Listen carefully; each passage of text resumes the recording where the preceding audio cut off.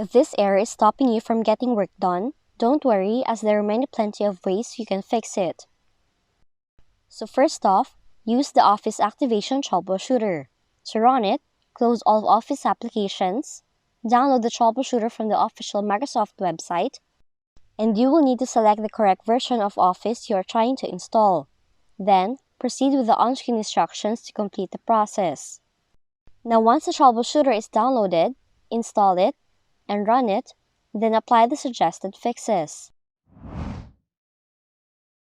Now another attempt you can try to do is to repair Office installation by searching Programs and Features, locate Microsoft Office, choose More Options, then choose Change, and you can click on Quick Repair and follow the on-screen instructions to initiate the repair process. Now if that did not work, you can choose the Only Repair option. Lastly, you can temporarily disable antivirus and check if that makes a difference. You can do it by opening it from your system tray, select your antivirus software, then select Disable. Now those are the ways in fixing the following error in your Windows computer. If you found this video helpful, kindly like and subscribe.